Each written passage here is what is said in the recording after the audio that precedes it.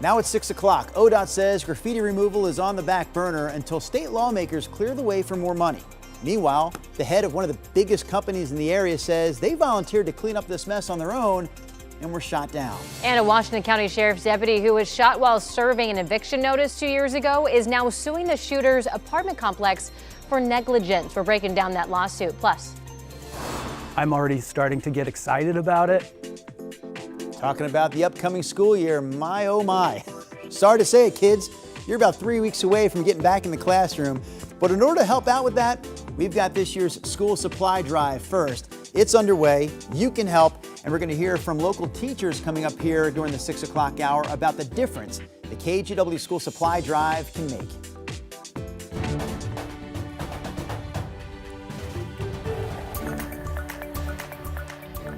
good morning and thank you for joining us on your Tuesday. I'm China Green. And I'm Drew Carney. It is Tuesday, and I think our kids go back 3 weeks from today. Ooh. Yeah, it's coming, guys. Ready or not, the school year is just about here. It just hit me, Drew. This will be the first school year that my daughter doesn't go back.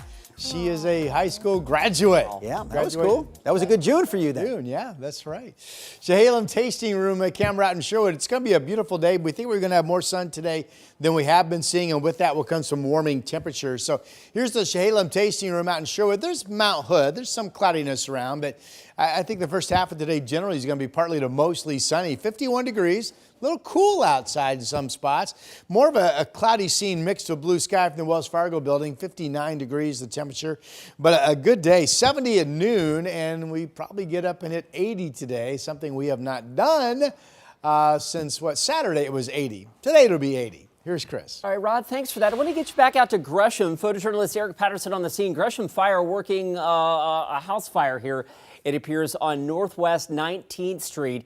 It looks like they've got that under control, but obviously you can see some part of that house or garage was burnt. We're working to get more details on that, including if there were any injuries or anybody displaced. But just be aware of that. There's still a pretty significant fire response in this area. Again, that's the 1700 block of Northwest 19th. Back to the freeway drive on the west side. The inbound Sunset getting busier at the Sylvan Hill, but still zipping right along. I-5 through Wilsonville. That looks good as well. And door number 3 takes us to Clark County. That is still pretty light with the traffic volume, as evidenced by the speed limit drive times out there right now, guys. Thank you, Chris. And in an effort to move blue and red line trains through downtown, TriMet will permanently close the Skidmore Fountain Mac station. Starting August 24th, trains will run directly between Old Town, Chinatown, and Oak Street. The TriMet board approved the closure last year, saying that the station was just 500 feet from the next stop and had low ridership. Graffiti along Portland interstates, we know, has been a problem for years, and the Oregon Department of Transportation is responsible for cleaning it up. But after state lawmakers failed to pass a transportation bill during the past legislative session, ODOT says it doesn't have the money to take care of the mess. Sunrise reporter Thomas Schultz joins us live on I-5 in Portland from Drive 8. So Thomas, are you seeing much graffiti out there? Well, guys, we're seeing a little bit. It's coming in spots. We showed you downtown Portland a little bit earlier in this morning.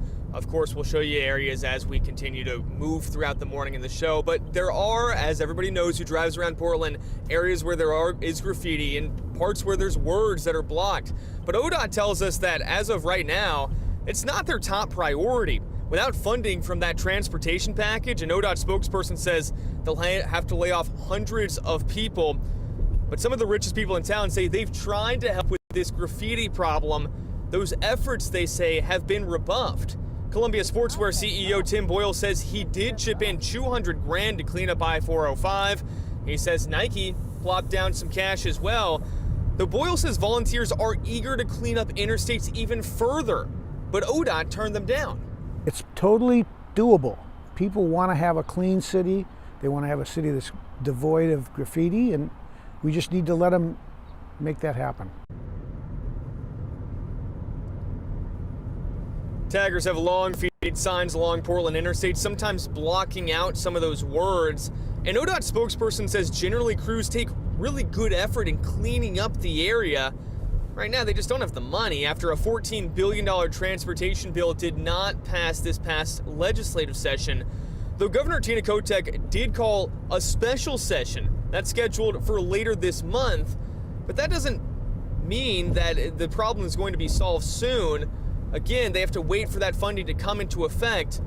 limiting what ODOT can do right now.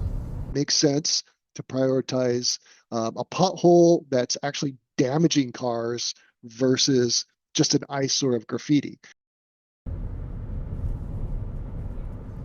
So that's the big thing right now, is trying to work on those bigger issues, public safety, potholes. You can see right around here, we're still on I-5 North. Some of these signs that we're seeing in this area look pretty good around exit 302B. But guys, this could be a problem that lingers for a bit longer. Maybe it'll get cleaned up if ODOT does get the funding needed later this month. Drew, China.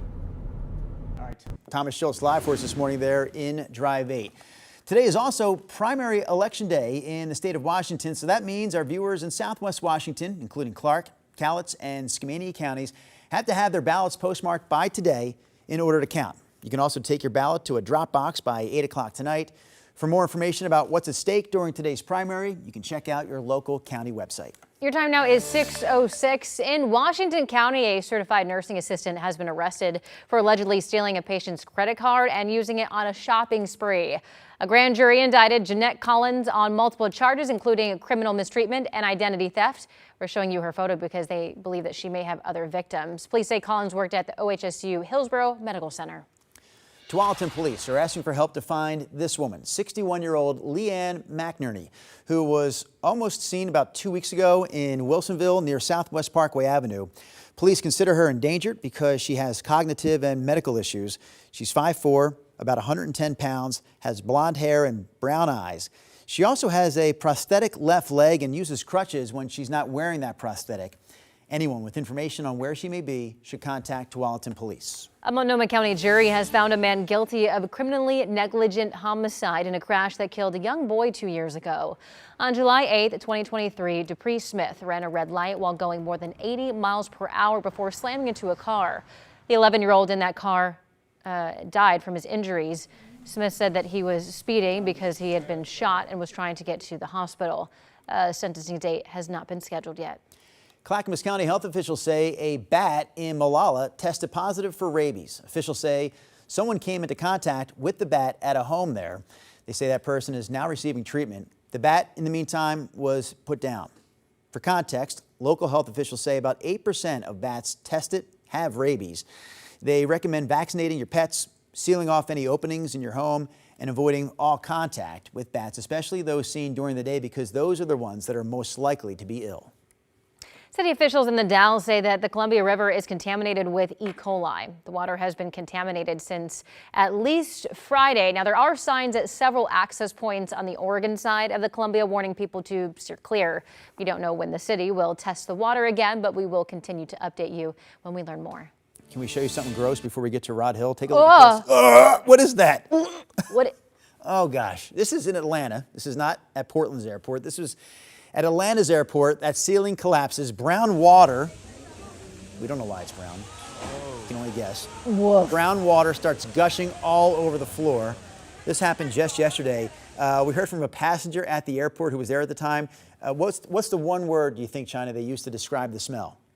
Horrible. Close. They went with awful. Okay. But it still works, right?